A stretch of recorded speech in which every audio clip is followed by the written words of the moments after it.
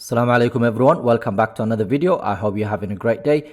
In today's video we are looking at Home Depot and Lowe's. Those two companies are very similar. Okay, so I own 6 shares of Lowe's and I think 8 shares of Home Depot. I haven't looked at their financials recently, so that's what we're going to do. We're going to see if they are still a buy, a sell or hold, and what the basically financials tell us in terms of looking into the future.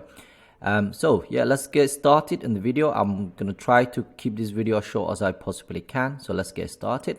So the first one that we're looking at is Home Depot. As you know, they are both in the home improvement sector. So the retailers, for example, it operates the Home Depot stores that sell various building materials, home improvement products, building materials, lawns and gardens product, and so on.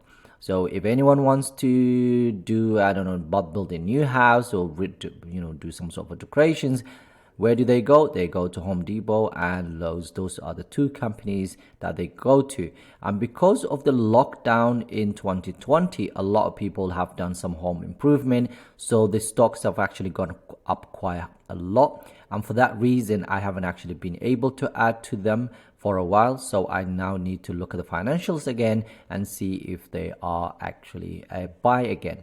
So as I said, the sector is the consumer discretionary. This is basically the sector where it's quite, if the economy is doing well, that sector does well, because it's not a necessity. It's not something that we have to do. Okay, we don't have to decorate our houses all the time, whatever. So for that reason, this sector doesn't do well when there's a like a bear market or like economic downtown, and when things are not basically working out, right? So company currently trading $340 per share. PE is almost at 22. Free cash flow almost at 28.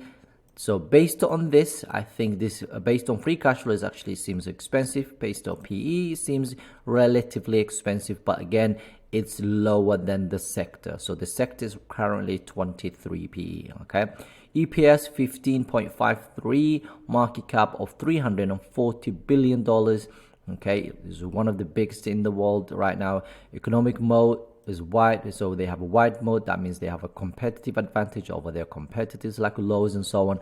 Annual dividend yield of 2.3%, which is absolutely brilliant from a company like this. 5-year growth rate of 18%, dividend growth rate of 34 years. So this makes them a dividend aristocrat. So dividend, they will heading towards dividend kings, which is 50 years or more. Payout ratio of currently 43%. So they still have a room to improve their overall payout. Okay, then you've got, so we're normally looking for below 60, so this is really good. Dividend safety of 87%. Okay, so that means it's really safe. Free cash flow of $12 billion. This is the money they owe. Basically, they can use to pay you dividends, buy back shares. They can pay off their debt. They can acquire other companies, smaller companies if you like. Okay, they have a current beta of 1.06, which is fine. Almost tracking the market basically. Current ratio or above 1, which is fine. Profit margin, again, you want this to be above 1 anyway, so it's a safe right now. So if it goes below 1, then that's when you start worrying about it. Can they pay their basically short-term debt if you like? Profit margin 11%, return on equity 2050. Okay, which is absolutely brilliant. Quarterly revenue growth year on year of 10%, almost 11%. Quarterly earnings growth of 17%. And then when you look at the next 5 years, okay, the analysts are expecting the earnings to grow about almost 15% every single year the next 5 years, which is really good. So the dividends, basically, they do pay you dividend. The dividends growing about, I think, was 18% every 18% every, if I can find it, there you go, every 5 years. On top of that, the earnings are growing. Okay, and right now, according to Simply Wall Street, it is undervalued about 2%. Target price of $334 per share. That's what they're saying. According to Morningstar, it's actually expensive. they're saying it should be 255 by the end of the year. According to tip ranks, they're saying it's cheap by about 14%. It should be $389 per share. I averaged out all three, and that gives me a price target of $326 per share. To me, that's a hold right now. It's not a buy because it's trading $340 per share. And again, it's important when you invest in to have some sort of a margin of safety.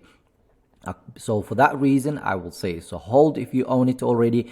If you don't own it, maybe just wait until it goes maybe below this price.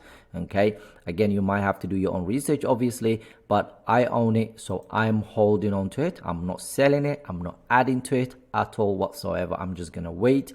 Hopefully, if it drops below this target price, then I might start looking at, because I do genuinely want to add to it. I've been trying to for a long time now, but I haven't had the opportunity.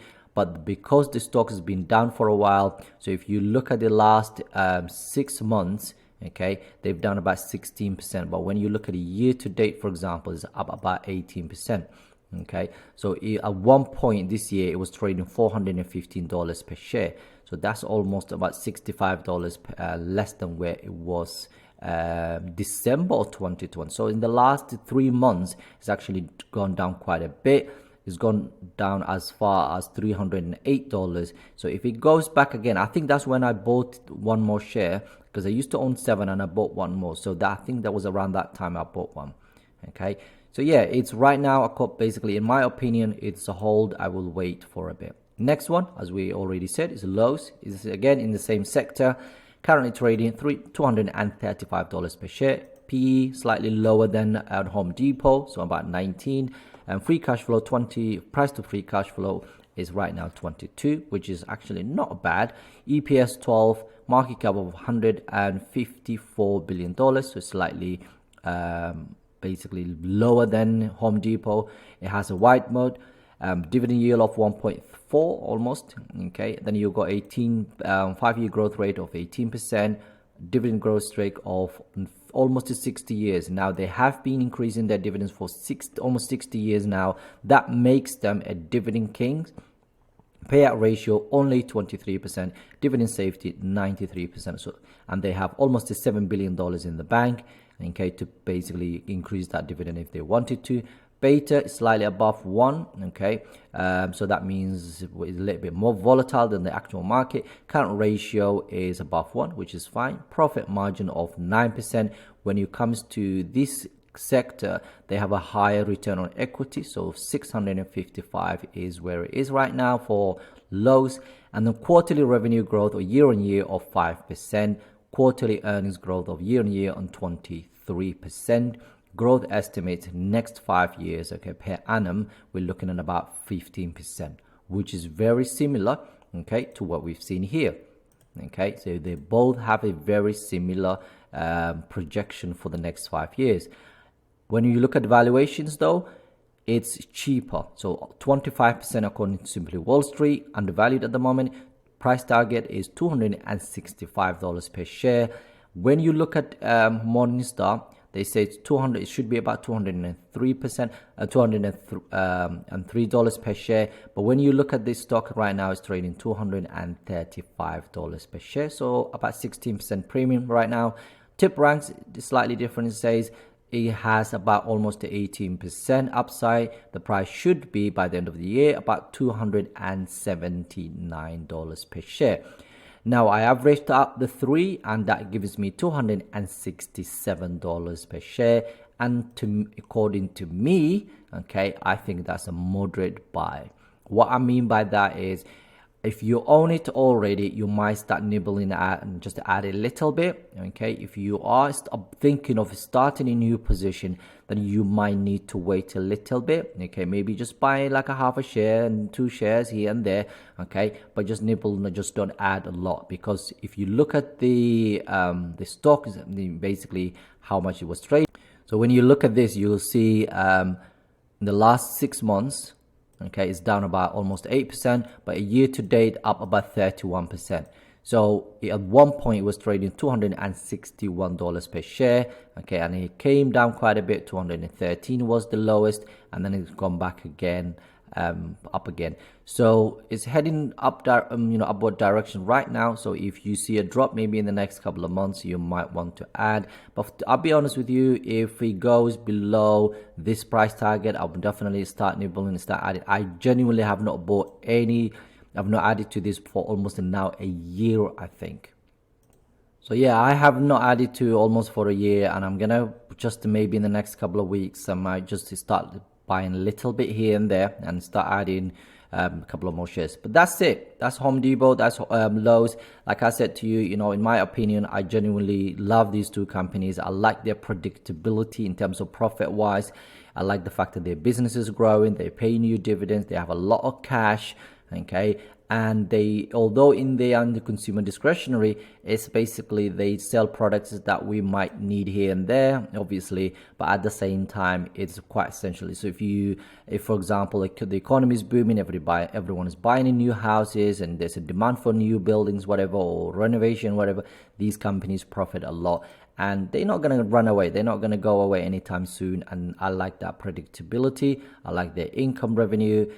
While I'm waiting and just waiting for maybe the stock to drop, I'm getting almost 1.4% of dividends. And this one, I'm getting 2.3% of that dividend. So yeah, that is Home Depot. That is Lowe's. I hope you enjoyed the video. If you enjoy this kind of content, please like the video, subscribe to the channel. Have a wonderful day. Assalamu Alaikum.